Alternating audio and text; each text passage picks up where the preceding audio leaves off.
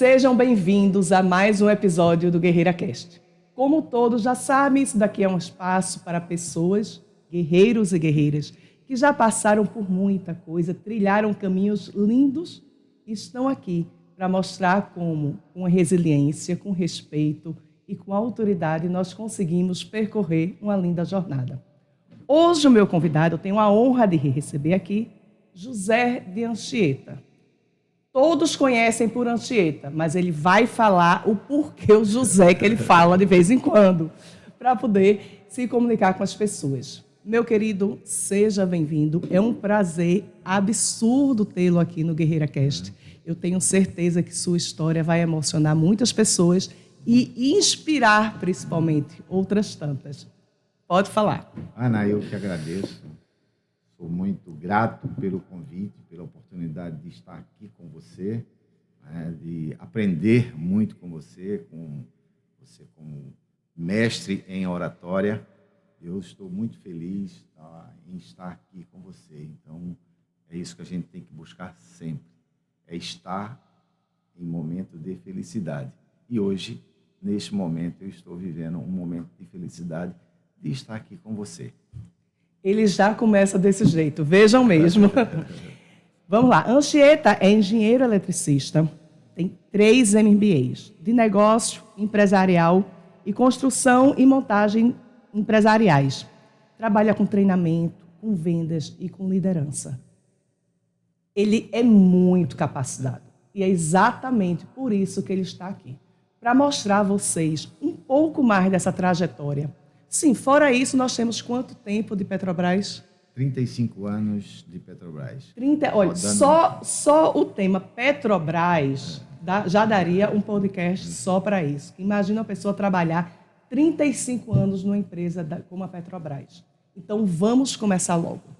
Me fale, primeiro, essa curiosidade. Por que José de Anchieta e Anchieta? O que é que acontece?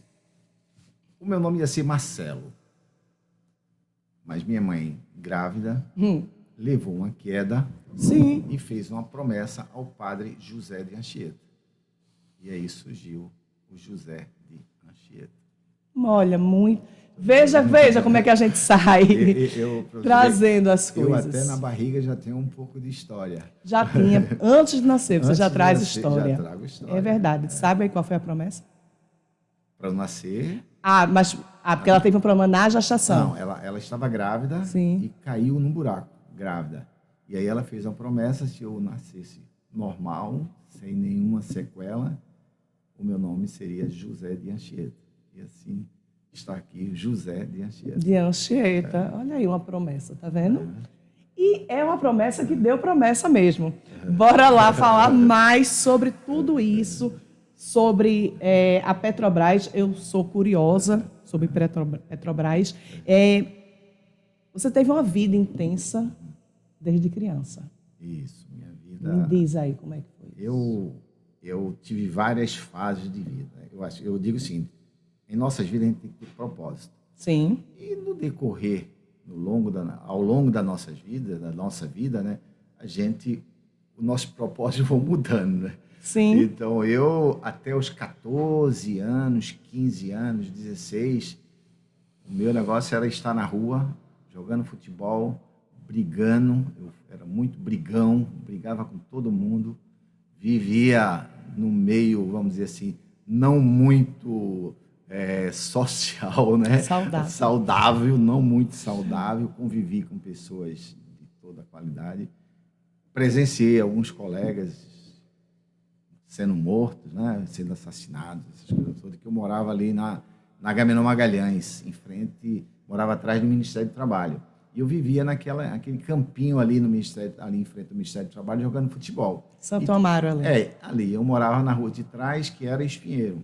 Sim. Mas era uma parte do Espinheiro mais de classe média, ali baixa, né? E a gente convivia muito com as pessoas da ilha, que a gente chamava Ilha do Rato, que chamava Ilha Sim. do Maruim. Eram duas favelas que tinham ali. E eu vivia ali naquele meio.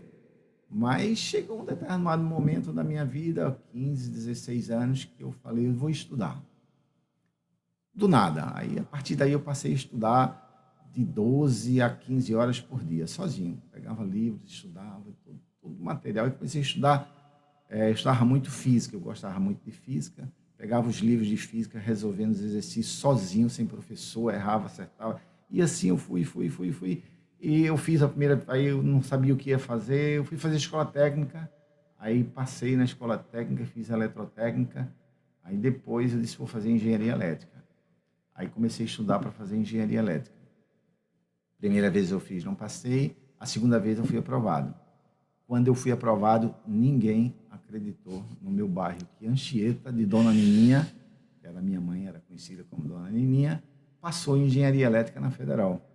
Inclusive, quando eu cheguei no primeiro dia de aula na Universidade Federal de Pernambuco, lá na cidade universitária, e alguns colegas meus de infância, né, que era de uma classe social bem elevada minha, estavam já lá na universidade, me viram e perguntaram, o que você está fazendo aqui? Eu disse, eu vim estudar aqui.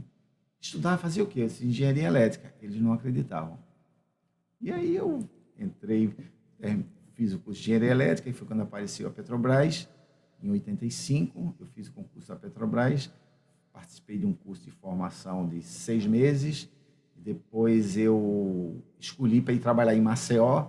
No primeiro dia que eu me apresentei na Petrobras, o engenheiro lá falou, me disse, olha, a obra de Maceió atrasou, você vai ter que ir para outra cidade. Eu disse, qual é? Ele disse, Manaus. Aí, ao invés de ir para Maceió, eu fui para Manaus, bem pertinho, né? Bem pertinho. E aí foi uma experiência, assim, fora do comum, né? Eu trabalhava durante o dia e, como já estava com uma boa habilidade na área de matemática, de física, eu ensinava à noite. Dava aula de matemática e física à noite e trabalhava durante o dia. Qual era a tua idade nessa época? Na época, eu estava com 20, acho que 20, foi em 85, 24, 25 anos. Tá. Eu tava Então, solteiro, daquele jovem de 15, 15, que não queria nada, não queria nada na vida. em 10 anos, Em 10 você anos, passou numa Universidade Federal. Passei em 2 federais, passei na Escola Técnica, passei na Universidade Federal, passei na Petrobras. Conseguiu ser aprovado num dos concursos mais difíceis na Petrobras e já estava em Maceió ensinando outras, repassando o seu conhecimento. Eu fui para Manaus. Para Manaus, já estava em Manaus. Foi. Repassando o seu conhecimento. Isso. Bem, se isso não é foco, fé e resiliência, eu não sei o que é que a gente pode chamar. Foi em 10 anos, aí, 10, 12 anos da minha vida, eu transformei, eu saí, vamos dizer assim, do meio da marginalidade, que eu vivia no meio mesmo, mas nunca me envolvi com nada, para uma empresa como a Petrobras, um curso de engenharia, trabalhando em Manaus como funcionário da Petrobras. Deixa eu te falar assim, eu gosto de reforçar, dar o reforço nisso, porque esse é um material que vai estar disponível no YouTube para todo mundo ter acesso a isso. E eu vejo que tem muitas pessoas que muitas vezes acham, não tem como mudar dessa forma. Eu nasci assim, vou morrer assim, o complexo de Gabriela. E a sua história é a prova viva de que você é responsável por ela e que quem vai determinar o caminho que vai seguir, você tinha provavelmente inúmeras outras razões para não seguir esse caminho, Sim. até o seu meio. Sim. Aí você mudou o seu meio. Inclusive, no meu bairro, tudo que acontecia de ruim era Anchieta de Dona Nininha. Ah, senhor, coitada da Dona Porque Nininha. Dona Nininha, ela ficou viúva aos 39 anos, com 7 filhos. O mais novo era eu, com 2, e o mais velho, 14. Eu não conheci meu pai faleceu, eu tinha 2 anos de idade.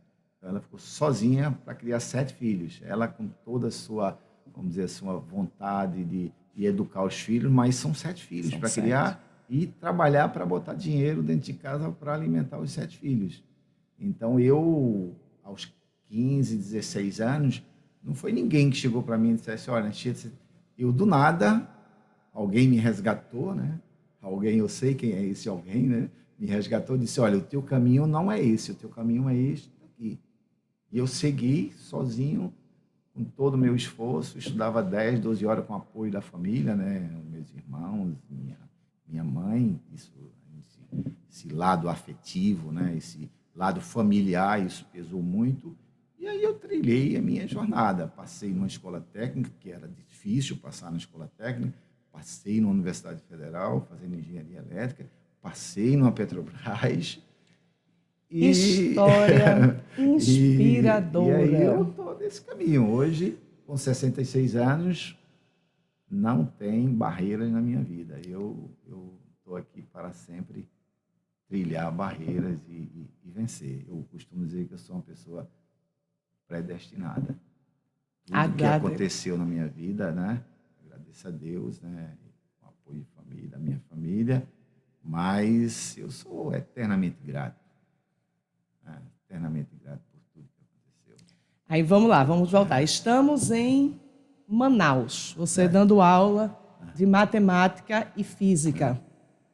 Qual foi o próximo passo? Depois de Manaus, eu voltei em 86, foi em 85. Em 86 eu voltei para Recife e fui trabalhar na construção do Porto de Suape. Aquele Porto de Suape ali eu tive uma participação muito grande, né? Em 86, quando foi em 87, eu conheci Simone, né? Que minha esposa, tomar uma água. E aí eu trabalhei em 86, 87, fui transferido para Maceió, depois de quase 2 anos eu fui transferido para Maceió. Aí casei, né? E aí daí eu fiquei pulando, era Maceió, Salvador, Rio de Janeiro, São Paulo, Manaus, São Luís, Belém. Então, eu trabalhei do Oiapoque ao Chuí, literalmente. Literalmente falando. Trabalhei em Rio Grande, lá no estaleiro que tinha lá em Rio Grande, até Urucu, Coari, a região lá do Alto Amazonas. Né? E ainda trabalhei em plataforma. Trabalhava embarcado, passava 14 dias embarcado. Eu tenho uma curiosidade absurda com como é isso. Durante o quê? 21 dias você fica lá? Eu fico 14 dias no mar, ou na selva, dependendo da região onde você está. Não sabe o que é pior, desculpa. O mar é pior. Imagino. Porque o mar não tem chão para a gente pisar. Não. A selva tem para onde correr. É verdade. Entendeu? O mar não tem. Você tem que ser resgatado por um helicóptero. Você está em estrutura metálica ou resgatado no helicóptero, te jogam no mar dentro de um barco, você fica à deriva esperando socorro. No caso de um colapso da plataforma.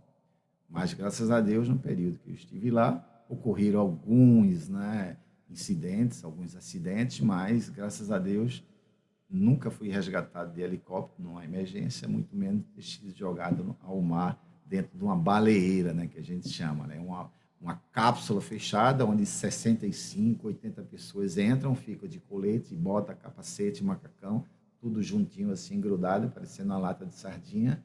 Você joga no mar, ela te joga a baleeira é jogada ao mar, ela não tem propulsão, ela só tem uma propulsão para se afastar um pouco da plataforma, e ali tem sinalizadores que ficam a pessoa sinalizando, esperando o resgate via helicóptero ou uma outra embarcação que, porventura, esteja próximo para resgatar.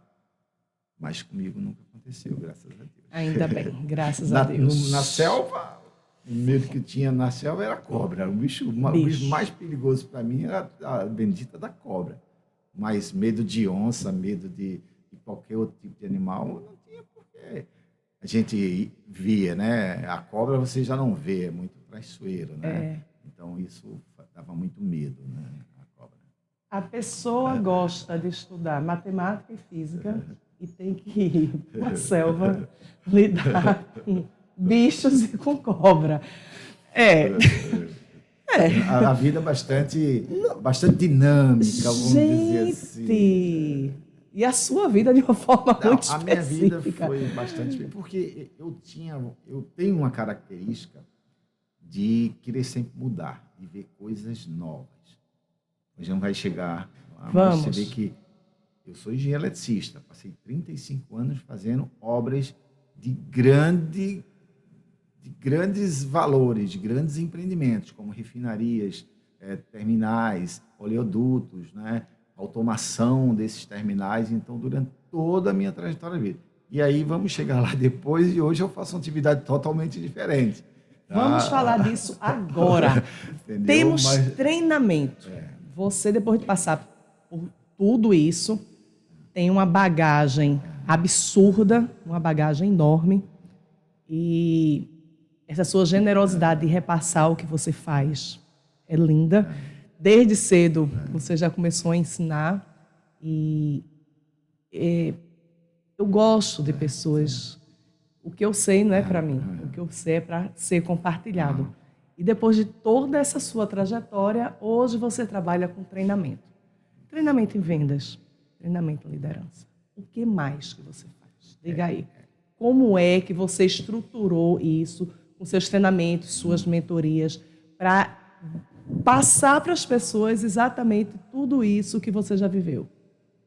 Eu falei para você no início que durante toda a nossa vida é normal que os nossos propósitos eles vão mudando. Quando a gente é criança, o nosso propósito é estudar, é brincar, é jogar futebol, aí depois, olha, você vai namorar, não sei o quê, aí depois você vai entrar na faculdade, é se formar para ter um emprego, aí você casa, constitui família, isso. Então, o meu propósito hoje é compartilhar conhecimento. Eu quero transferir para as pessoas toda a experiência de vida que eu tive. Desde o momento que eu disse, olha, o meu caminho, alguém disse para mim, o teu caminho não é esse, o teu caminho é este aqui. Onde eu sozinho, né, tive a iniciativa de correr atrás, mas eu não quero que as pessoas, né, façam isso sozinho. Se tem alguém para ajudar, por que não? Por que não eu? Então, o meu propósito hoje é compartilhar conhecimento. Então, durante a minha trajetória na Petrobras, como eu trabalhava com obras, com contratos de grandes valores, eu participava de muito processo de negociação de aditivos contratuais com as empresas de engenharia. E com isso eu consegui uma habilidade em negociação e habilidade em se relacionar. Porque um processo de negociação, a primeira coisa que você tem que se preocupar é com o relacionamento. Porque se você não se relaciona, você não consegue se comunicar. Se você não consegue se comunicar, você não chega a um acordo. Então, isso, segundo a metodologia de Harvard, que a gente fala, elementos de um processo de negociação. São os elementos de processo, né? Que é o relacionamento e comunicação para o quê? Para você chegar a um acordo, a um compromisso assumido. Então, como eu tinha essa habilidade, quando eu me aposentei, na realidade eu me aposentei em 2020, minha esposa estava doente, eu vi que era um momento de ficar em casa mais tempo com ela, e aí eu ficava em casa e comecei a estudar. Eu disse, não preciso fazer mais alguma coisa. E aí foi quando eu mudei. Desliguei o interruptor e disse, a partir de hoje eu não sou mais engenheiro eletricista. Não quero mais saber de engenharia.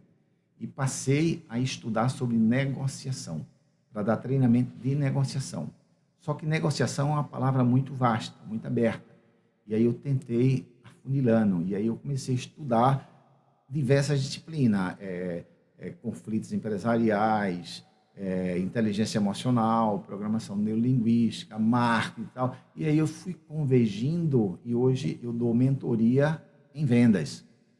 Então, eu trabalho hoje com palestras na área de vendas, na área de relacionamento, atendimento ao cliente, focado em vendas, fazer com que as empresas vendam mais. Então, hoje, o meu propósito é esse. Então, isso começou em 2020, eu desliguei o interruptor da engenharia e, desde 2020, eu estou neste caminho, estudando, desenvolvendo, treinando, faço live 2 vezes por semana, segunda e terça-feira no meu Instagram, o 7 em ponto, sempre com conteúdo relevante. Por que isso? Compartilhar conhecimento. Porque você compartilhando conhecimento, você sente-se na obrigação de buscar mais conhecimento. Então, quanto mais você compartilha, mais você doa, mais você recebe e mais te estimula a buscar novos conhecimentos. Então, hoje o meu propósito é esse. Quando a gente vai fazer vestibular, aí faz, você é da área de exatas ou área de humanas? Ele era de exatas, de humanas. Ele está em todas as áreas. É uma pessoa realmente diferenciada. Não é à toa que está aqui entregando esse conteúdo riquíssimo. Qual a maior dificuldade das empresas nessa área? Quando você chega para dar essa mentoria para as empresas, qual é a maior dificuldade? Estatisticamente, o maior problema de todas as empresas é comunicação, né? Por incrível que pareça. Então, as empresas, todas elas, em qualquer lugar do mundo, ela tem esse problema de comunicação. Em termos de dificuldade, eu vejo muito hoje, em função da velocidade das informações que nós temos, né? O celular, você pega o celular, tudo que você quer hoje está dentro do celular ali. Então, a dificuldade que eu vejo hoje nas empresas é fazer com que ela consiga parar a equipe para treinar. Porque quando ela para a equipe para de prospectar novos clientes, para de vender. Então, as empresas elas têm uma resistência muito grande de parar a equipe para treinar. Vamos dizer, é uma interpretação errada, porque ela vai ganhar lá na frente. Porque Sim. quando ela para a equipe, treina, essa equipe ela volta mais motivada. Sim. Mais motivada, com mais conhecimento, com mais capacidade, Capacitada, com foi mais habilidade de abordar o cliente, e com isso o retorno é muito grande. Então, as empresas elas têm que entender que treinamento não é custo, treinamento é investimento. Sei muito do que ele fala, porque eu também tenho essa dificuldade, como você falou, a comunicação tem que estar presente nisso tudo. E quando eu digo, gente, vamos parar para treinar a comunicação com as pessoas.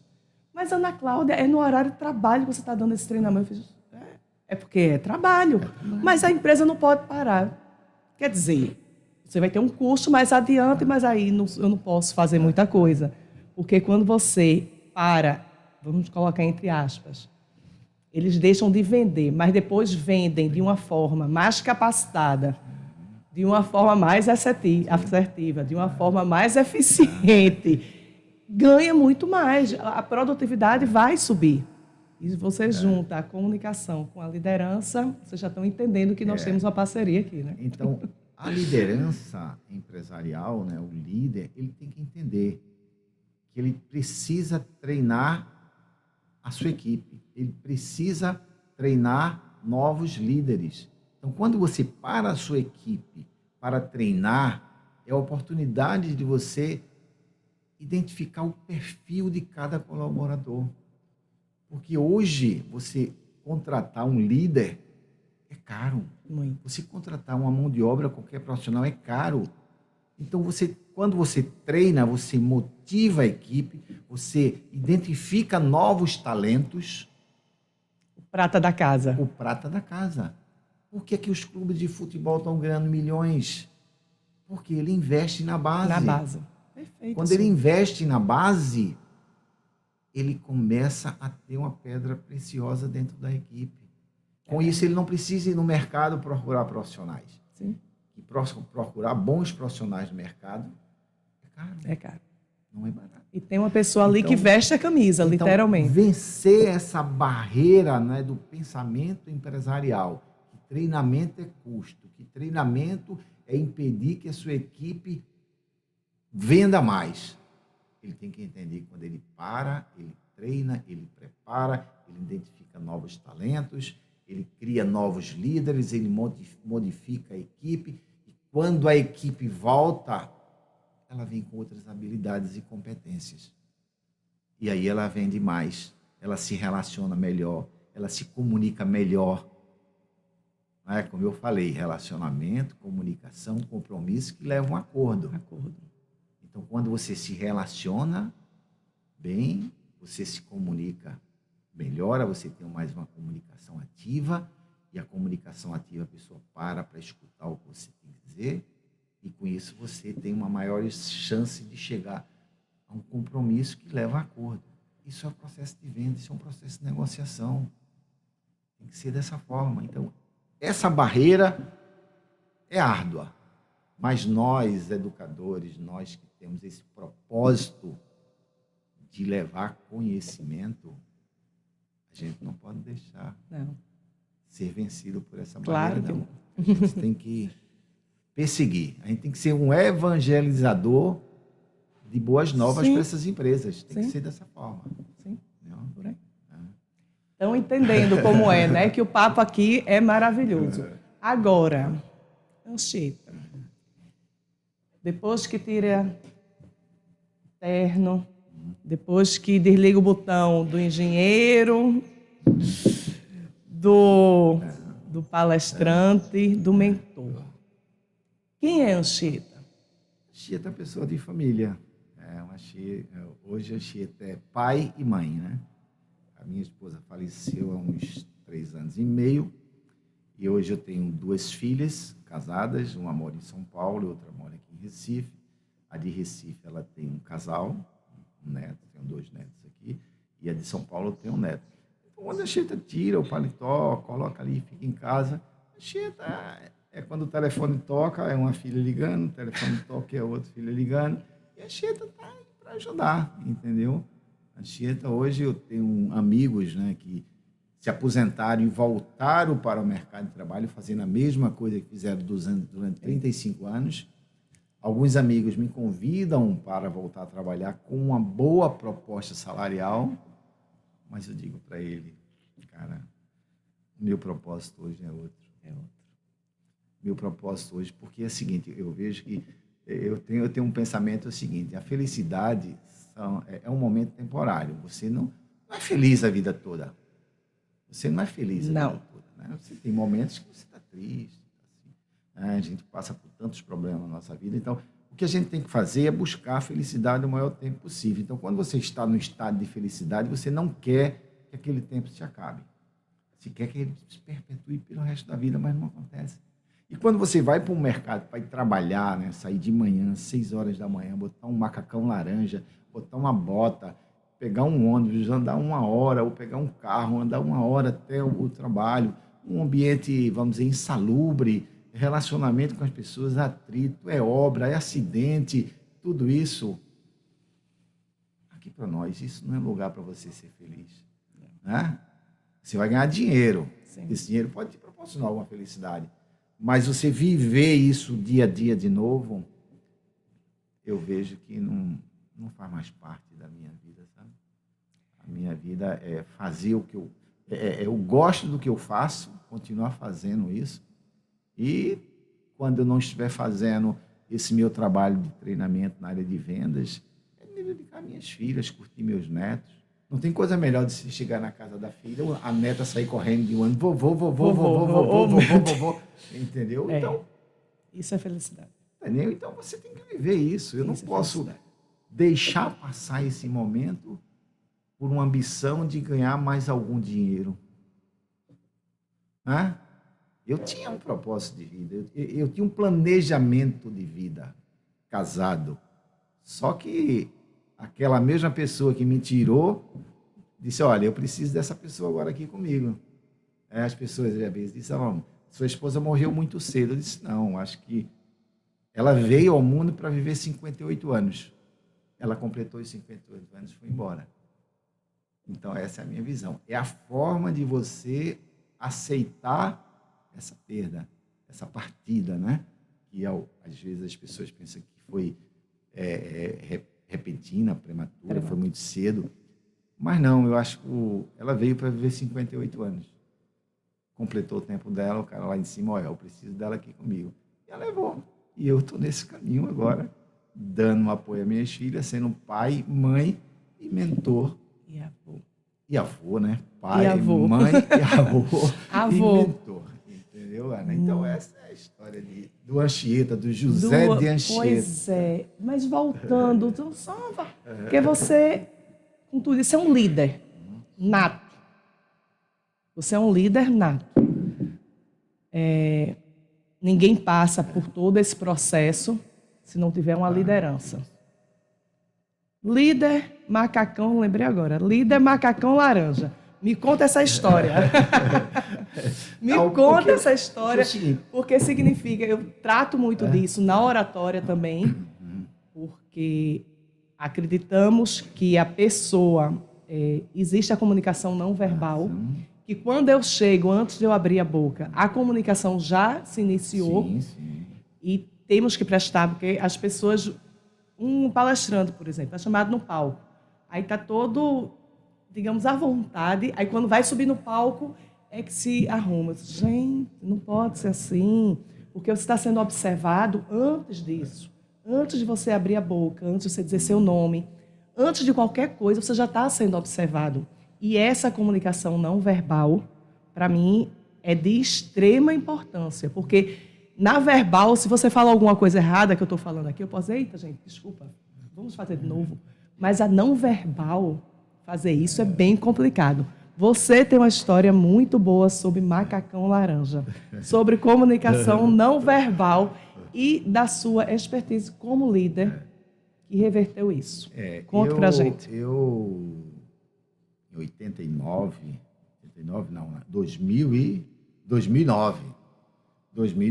eu trabalhava aqui em Suape e o meu gerente lá me chamou e disse, Anchieta, eu tenho um problema. Eu disse, que foi, Francisco? Tem um garoto aí que você vai ter que trabalhar com ele.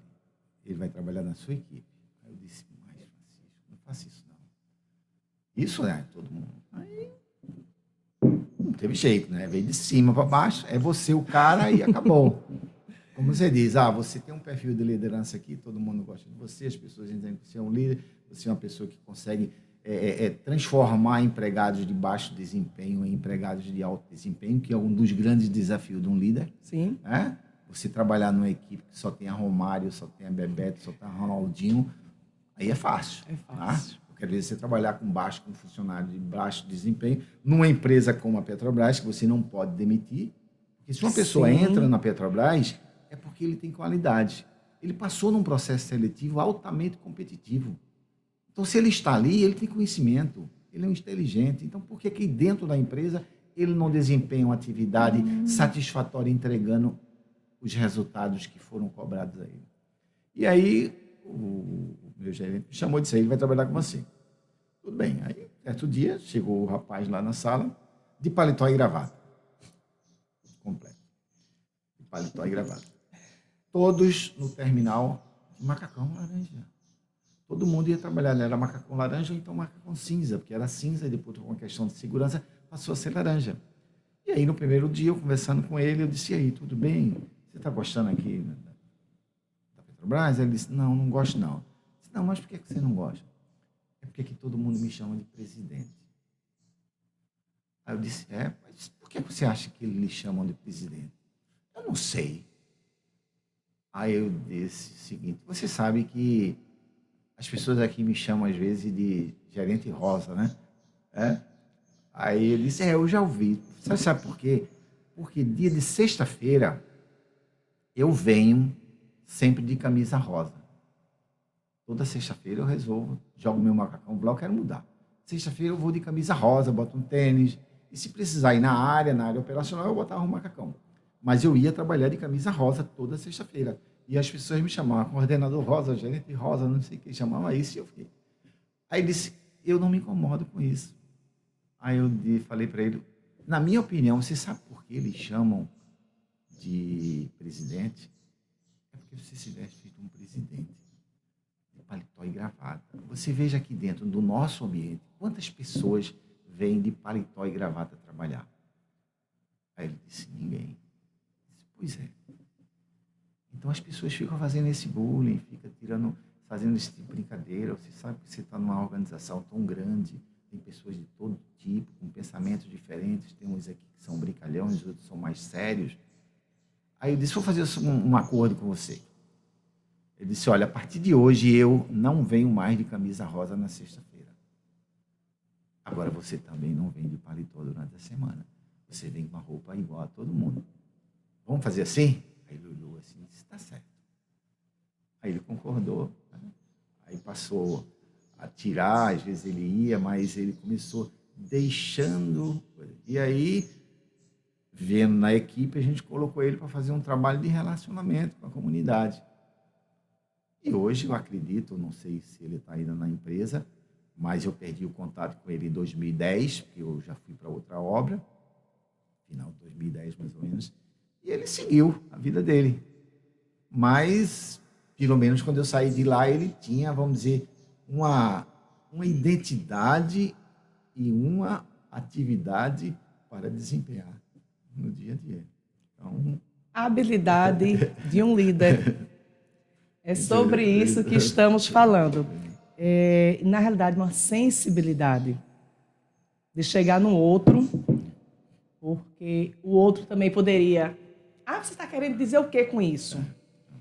E acredito que essa sensibilidade faça toda a diferença, e isso é que capacita a Anchieta hoje para dar treinamentos, dar mentorias sobre gestão, liderança e vendas. Isso é perfeito. Agora, em várias situações nesse tempo aqui que tivemos juntos, teve algumas situações que você se emocionou visivelmente. Não provoca. Não pode provocar. Não é questão de provocar. Mas eu não seria, eu vou ter que lhe dizer, eu não seria justa com o pessoal que está assistindo que você não falasse sobre isso, porque precisamos te conhecer. Eu não quero falar, não é um ponto fraco, não é isso, não, é o contrário. É o ponto forte dele. Acredito que é onde entra a sensibilidade e nos fale. Assim, eu não vou nem fazer a pergunta. É apenas o que você quiser falar, o que está dentro do teu coração, porque acredito que é um momento importante para você, que é uma parte importante da sua vida. E, mais uma vez, para que outras pessoas também se inspirem com isso. Eu acho. Faz parte da nossa vida. A gente precisa inspirar pessoas, né? Saber mostrar para as pessoas que se eu fui capaz, qualquer outro pode ser. Então, é só querer. Como companheiro, que teve uma companheira por uma vida, a forma com que você fala, não, ela não foi prematura. Ela esteve aqui no tempo que era para estar aqui. Isso é de uma sabedoria ímpar. São poucas. Você não lamenta isso, você apenas aceita e vive de uma forma muito linda tudo o que você teve o privilégio de tê-la. Fala um pouco sobre isso. Eu não vou fazer pergunta, não. Vou deixar assim, que você fale. Eu vou contextualizar. Vá.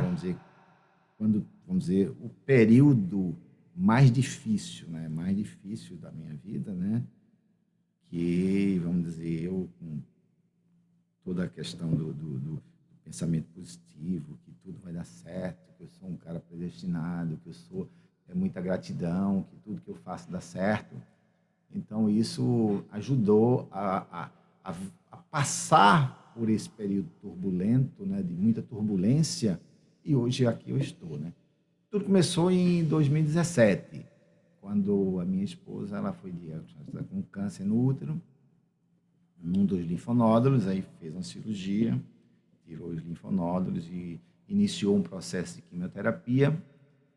E aí, 2017, 2018, fez quimioterapia. Quando foi em 2019, aí deu uma metástase de pulmão. Foi diagnosticado também uma metástase no pulmão, e aí ela fez uma cirurgia de pulmão, iniciou um novo processo de quimioterapia. Tá? Todo aquele processo todo de modificação do corpo, o cabelo, essas coisas todas, mas ela, com a fé, com a perseverança, ela conseguiu ensinar muito para a gente durante todo esse período de luta. Aí, quando foi em novembro de 2019, minha mãe faleceu com 97 anos. Minha mãe viveu 97 anos. Minha mãe morreu rezando o texto da misericórdia na frente da casa de minhas duas filhas. E minha esposa começou com a luta dela. 2017, 18, 19, 20 eu me aposentei e fiquei junto dela. E ficamos em 2020. Nesse período casei duas filhas, né, que era o sonho dela, era ver as filhas entrando na igreja de Vega Grinalda. A gente realizou esse sonho. Então, não só dela, mas como o meu e de minhas filhas. Então, fiquei em 2017, 2018, 19, 20 eu me aposentei, aí fiquei mais tempo com ela, era 24 horas com ela. E foi, em 2021 as coisas começaram a dificultar mais, porque começou a dar metástase óssea, aí quimioterapia, radioterapia e tratamento, ia para São Paulo, e foi a luta muito grande. E às vezes eu não entendia como é que ela conduzia todo esse processo sem que as pessoas ao lado dela percebessem o que ela estava vivendo. Então, as coisas aconteciam dentro do quarto, quando ela saía, parecia que não tinha acontecido nada. Então, isso foi. E quando foi em 2022, 28 de janeiro de 22, ela veio a óbito. Ela faleceu, eu estava no momento que ela faleceu junto de mim. E a partir daí eu não sabia o que fazer, né? Fiquei meio desorientado, morava num apartamento grande, eu sozinho, minhas filhas às vezes não queriam ir lá, por causa das lembranças, eu não cobrava. E fiquei 2 anos e meio nesse apartamento, sozinho. E aí foi onde eu mergulhei no estudo, mergulhei nos livros, mergulhei em rede social para ocupar meu tempo. Eu acordava às 7 horas da manhã, sentava na cadeira, começava a estudar até meia-noite, 1 hora da manhã, direto, assim, sozinho em casa. Às vezes eu passava 3, 4 dias em casa sem falar com ninguém. Mas eu não estava só. A minha eu estava vivendo uma solitude ali naquele momento. Até a minha secretária dizia, Chia, não sei como é que o senhor aguenta ficar sozinho nesse apartamento. Eu disse, pois é, eu sei como, por quê. Eu sei por quê.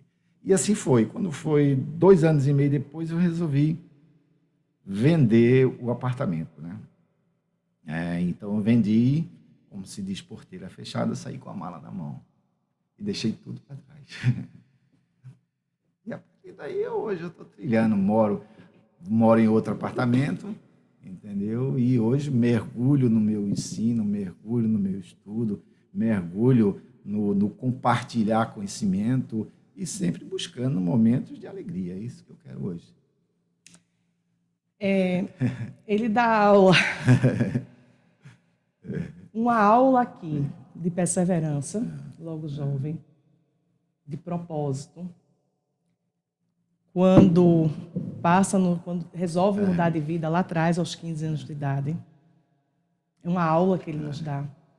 Nos dá outra aula sobre resiliência, quando trabalhou durante mais de 30 anos na Petrobras e teve que se mudar várias vezes, trabalhar literalmente do Oiapoque ao Chuí. E no final, por isso que eu forcei, ele nos dá uma aula sobre humanidade. É uma aula sobre felicidade. Existiram momentos tristes? Claro que sim. Mas ele hoje nos mostra como ultrapassou isso. Acredito que tenha sido um privilégio, de Simone ter vivido parte da vida dela ao lado de um homem como este, que soube honrá-la. Me emocionei. Soube honrá-la, a ela e a família, até o último momento. Isso para mim é felicidade. Isso realmente para mim também é felicidade. Isso para mim é felicidade. É aquela história, a gente não pode, às vezes, no meu momento de fraqueza, eu pensava em questionar por quê. Por que eu fui escolhido? Mas, assim, frações de segundo, eu sou muito fraco para fazer esse tipo de pergunta. Eu não tenho como fazer uma pergunta dessa, por que eu fui escolhido. Primeiro, eu não vou ter a resposta, né? Eu não vou ter você, não. Eu fui simplesmente escolhido. Cabe a mim o quê? É aceitar. Isso que eu faço. E ressignificar. Aceitar, e mostrar a outras pessoas. A saudade Sim. não passa. Às vezes já me perguntaram para mim, chegaram para mim e perguntaram, você lembra da sua esposa? Eu disse todos os dias. Lembro quando acordo, lembro quando vou dormir, e lembro durante o dia. Entendeu? Então, isso... Inspirador. E minha mãe também. A minha mãe foi uma pessoa assim... A minha mãe é um exemplo. Se você fala de superação, a minha mãe, ela ficou órfã aos 9 anos de idade, de pai e mãe. Ficou morando na casa das tias. Com 9 anos, minha mãe era babá de criança, dava banho, dava de comer, fazia tudo. Aí casou, não sei a idade que ela casou, acredito uns 20, 22 anos, teve 7 filhos. Ficou viúva aos 39 anos. Criou 7 filhos. Hoje todos eles são casados, tem tudo bem vivido, tudo bem formado, cada um tem a sua vida. Então, tudo isso que eu tenho hoje, tudo, essa energia, essa vontade, isso veio de minha mãe. Porque a minha mãe, ela foi assim, vamos dizer assim, uma coisa ímpar, uma coisa diferente. Minha mãe não reclamava de nada.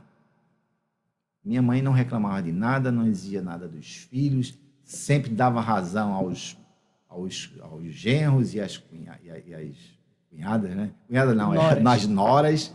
Os filhos nunca tinham razão. E com isso ela conquistava as pessoas que faziam vocês felizes. Minha mãe nunca dava razão aos filhos. Sabedoria pública.